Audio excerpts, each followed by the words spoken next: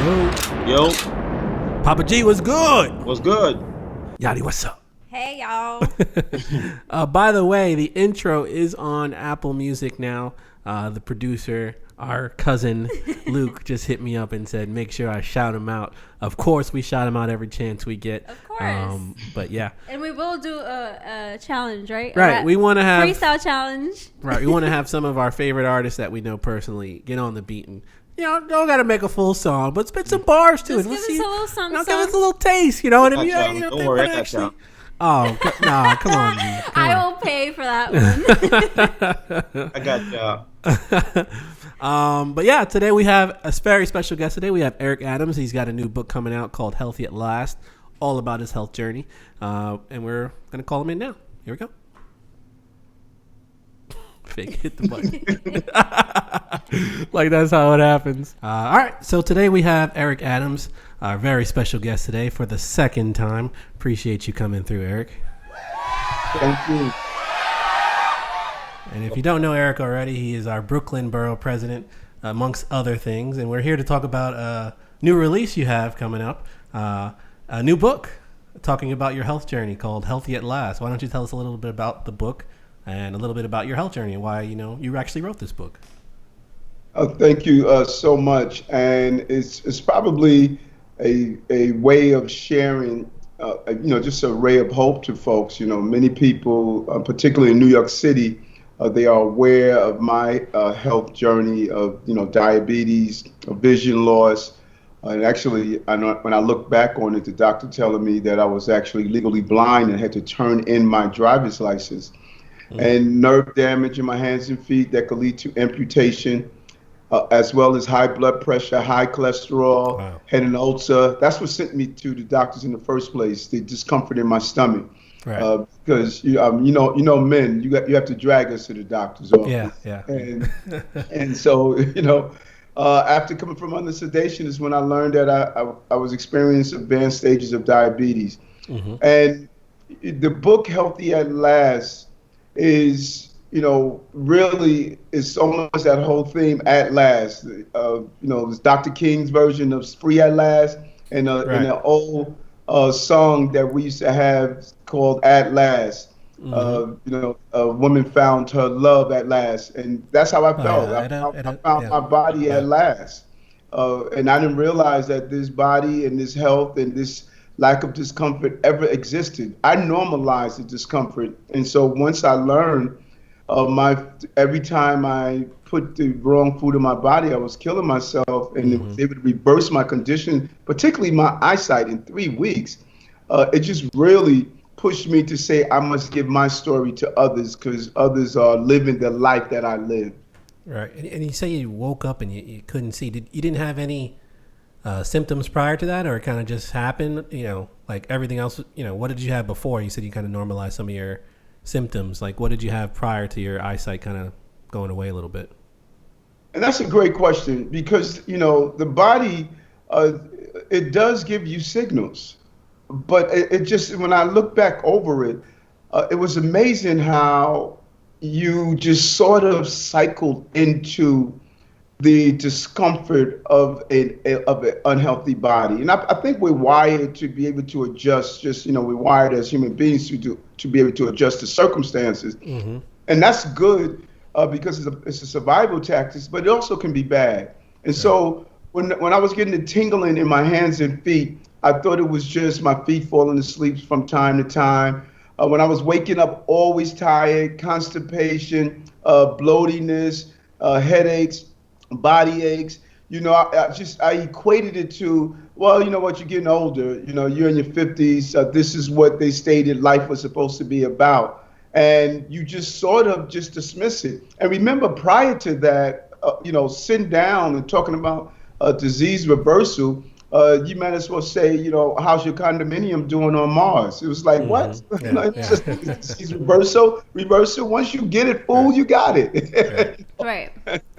I think we really appreciate the perspective because most of the times these health kind of focused books are written either by doctors or by specialists, but reading it from your perspective was really amazing. And also we were wondering like what the difference is between being vegan and going plant-based, because a lot of the times when you say to somebody, maybe you should try a plant-based diet, they're like, what the heck is that? Like, I don't know what that is, or that sounds too drastic. So we wanted you to speak to our listeners and kind of explain to them what the difference is between plant-based, veganism, being a vegetarian, pescatarian. So in your own words, how would you describe that?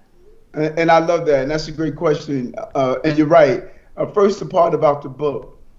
I wrote the book as though you're sitting in the living room with just a good friend, and you're sitting down having a Merlot or a Hennessy, or you just, passing a joint back and forth. I don't care what you're doing. I just want to have a real conversation with people and that they can feel. And I hope that's what they felt in the book. And digging into the whole veganism and plant-based piece was important because words come with stigmas attached to them. And people will instantly shut down based on what you say. They're not even hearing you pass the word. Right, and so when I stated I was plant-based, people would say, when they say, if I would have stated, hey, I'm a vegan, there were people who will automatically not even listen to the next thing I was saying. And I was extremely conscious about that. Because when I said I was plant-based, they were willing to dig into the conversation. Okay, well, what's plant-based? Right. Because people attach veganism with the animal rights movement, which is a righteous movement. Right. But, some people in the movement have given the entire movement a bad name, and people equate it negatively. But when I said plant-based, it's different. But also, veganism and plant-based is different. I'm plant-based. I have a consciousness around animals' rights, but I'm plant-based. And it's because a vegan can eat Oreo cookies, they can drink Coca-Cola, they can have all sorts of things. So veganism is no animal products. Right. And that's veganism. It doesn't matter if it's healthy or unhealthy. Long as you don't have any animal products, you're good. Some of the most unhealthy people I know are vegans. Right. I was going to say they drown like down that. a sugar-filled cake. They eat a lot of processed food. Right. They have processed buffalo wings and processed this, processed that. All that stuff is unhealthy. Right. I'm plant-based. I eat mostly plants, fruits, vegetables, nuts, seeds, grains, and I try to keep it in as natural state as possible to do so. Vegetarian won't eat any animal products. They won't eat any animal products, and pescatarians won't, only fish they would eat. Right. So I am like, I'm in my category. We were to give a definition of what I eat plant-based foods. Okay. All right. Mr. Adams, is it anywhere in the book where it tells us how to implement these changes to our lives? Because I know it's hard to just stop on the drop of a dime. Is that included in the book at all? Without a doubt, brother, because you're right, man. Food is like heroin, man. You know what I'm saying? Yeah. You're hooked. And I went through withdrawals those first weeks. If you were to put me side by side with someone that was cycling out of heroin and me cycling out of fried food, sugary food, you would have had a difficult time to say, okay, who's hooked on the heroin and who's hooked on the steak. Right. And so that first week, it was really deep. The first week for me, because now you're changing your palate, you're changing your taste. I used to make this cereal in the morning made out of flax seeds, and I wasn't even grinding the flax seeds. It was just terrible. And I said, damn, I have to eat this stuff for the rest of my life? So it wasn't until the Sunday that I said, listen, stop this woe is me stuff, Eric, and get into why not me. Stop looking at all the foods you can't eat, and now explore this whole repertoire of foods that you can eat. And change your mindset. And so the book shows how to do it in a small incremental level, because not everybody's going to stop anything overnight. Right. But I show you gradually how you can do a meal at a time, you can explore the taste that you're looking for, using different ways to do so. And we have some great recipes to give you a foundation. Right. So you can start doing your own spin on recipes. Because you're right, you have to slowly cycle people out. And anyone who has ever gone to NA or AA or any other type of aid, they will tell you it's one day at a time. Mm-hmm. Any day you can slip back to bad habits. I don't care if it's gambling anonymous or drinking. Right. You can slip back to bad habits unless you built in systems to prevent it from reoccurring. Yeah, and we started doing, we did like Meatless Mondays. We started doing things like that. We tried it a couple times. We were still pretty hungry after the first time. So, we're still tweaking our thing here. And then hopefully we can expand a little more once we figure out the right amount of food that, we can eat. And I think you mentioned in your book, the portion size, you can eat a lot more, if it's plant-based, because it's not like you're eating all these crazy calories and processed food. So it doesn't matter like exactly how many, plants you're actually eating. Well, and that's a great question. You should... If you're hungry, you're doing something wrong. Right. I am never hungry. And that means you're eating 6 times a day, eat 6 times a day. Because you're eating plant food. You're eating high fiber, bulks you up, good tasting food, and you can eat as much as you want. It's not like you're limited. Mm-hmm. You could eat, I have what's called a Buddha bowl. It's a huge bowl where I just throw everything that I want in it. A lentil soup with some pasta, some lentil or black beans pasta, some mushrooms, kale, spinach, and I throw everything in that Buddha bowl, I call it. And when I'm walking away from the table, I'm full for at least 3-4 hours, But when I'm hungry, I eat. That's the beauty of it. You're not going to eat a plant-based meal and say, you know what, I'm eating too much and I'm putting on weight for that. That's not happening. Right, That you can't eat enough kale to equivalent the calories of what it is in that steak or that oily meal. So if you're hungry, that is not because it's because you're not eating as much as you want. Don't limit yourself. It's not about counting calories, and it's not about, well, I'm just going to do this portion size. No, go for it. Eat as much as you want until you're full. So here's the thing. For people in our communities, I'd like us to kind of talk a little bit about kind of like a plan for them to transition into these healthy, lifestyles, because the matter of the fact is a lot of the people in their neighborhoods don't have a farmer's market. They don't have a grocery store that they can go to and buy these products. They don't have a Trader Joe's or something where they can, get some funky plant-based foods that taste amazing. So you have a great responsibility and a great amount of privilege and power as being a borough president. So do you have any steps or any plans that you are, thinking about kind of executing so we can get our people, our communities on this journey to health? I love that. And you're right. And that's what the book was about. I did not want to write a book that came from where I am. I wanted to write a book that will come from where people are. And if I was to write a book and say, okay, when you go to your Whole Foods store, make sure you go down this aisle and all that. It's like, come on, man, are you real, Eric? First of all, we don't have a Whole Food. Right. Let's start with that. So I made, this is the Brownsville, the Compton, the south side of Chicago, the Detroit. This is the straight up hood way to health. It's not about you need a gym membership. Mm-hmm. It's not about you have to have all of these fancy foods. No, this is a straight up, if you live in Brevard housing developments, you can say, I can follow this and I can turn around my diabetes. Right. So I talk about, how do you go to your normal bodega and just get that dry bag of lentils. Right. And take that dry bag of lentils and learn how to make a lentil burger. Learn how to make a lentil stew. It's only $2.75. Part of my project was, okay, how am I going to eat a plant-based diet, feed a family of 4 of $10 a day?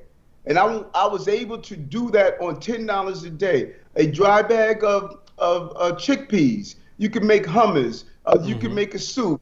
You can mix it with a sweet potato and make this amazing food. Or bananas frozen bananas, frozen strawberries, put it in a Ninja and with some fresh made peanut butter and make yourself an amazing frozen dessert and not spend that $4 on Haagen-Dazs that's going to poison you. Do it on health. So I wanted folks to say, listen, this is not an elitist thing. This is something, as we start to deal with the food deserts, food apartheid, I'm going to give you something now that is going to allow you to get on board with making your life healthy right now, instead of while we deal with the real issue of food apartheid. I don't want to ignore that. We have to address it. But while we're doing it, there are ways that you can go right into that bodega and get what you're looking for and eat a healthy lifestyle. Right. Awesome. Right. I mean, everyone in my family is getting the book for Christmas. I'll tell you that much, because we need to get healthy. And a lot of people, when you and came that's in our powerful. That's powerful. I want to touch on what you said, because that's very powerful. And what my hopes are, I'm hoping that folks get the book, and I'm not making any money off the book. Every dime is going into developing health ministries to teach people on the ground. But I'm hoping someone would get the book, put it on their dining room table, and don't even see it. And then one day come home with that diagnosis, because we're all going to get it. I don't care who we are. We all are going to get that diagnosis one day. I want them to come home with that diagnosis and say, you know what, let me just flip through this book. I'm hoping that it's on the doctor's table in their waiting room, and someone is waiting for that test to come back, and they start flipping through it and have a wow moment. So, because I know until you are ready for the receptivity of information, I don't care how much you force people through it, they're not going to take it, and they're not going to address it. But it should be available. So when they're ready to say, okay, hold on, I don't want to do this kidney dialysis 3 times a week, 3 hours a day. I don't want to have to have this surgery for this, or colon cancer.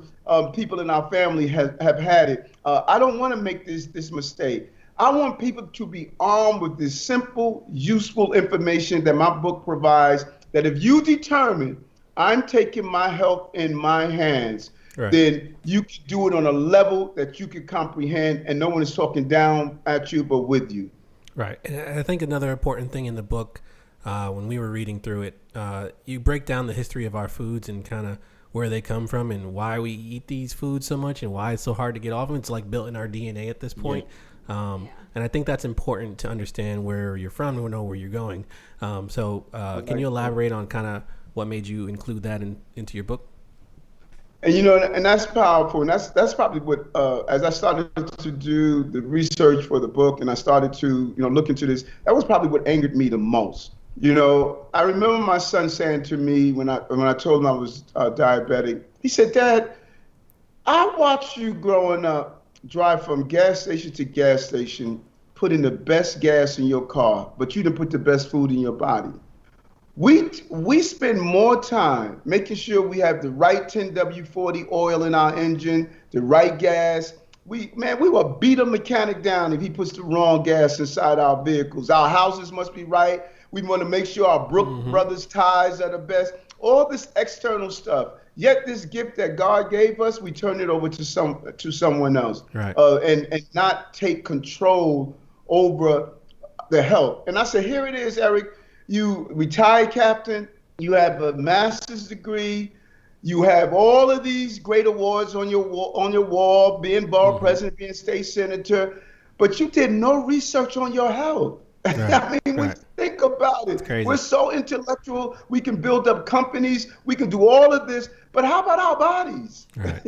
Because health is wealth. And if your body is not right, I don't care if you graduated from Harvard or Yale. I don't care if you are the leader of some Fortune 500 company. I bet you Steve Jobs would have given all his inventions up if he would have been able to deal with the health crises that he went through. You know how many people in high levels of management, CEOs, CFOs, are all on statin, are all on insulin, are living a life of despair? And so my goal is to say, take a moment, folks. Let's realign ourselves as the universe starts to realign and say, we need to start really valuing what's real and what's not real. And that's the goal here I want to share with people.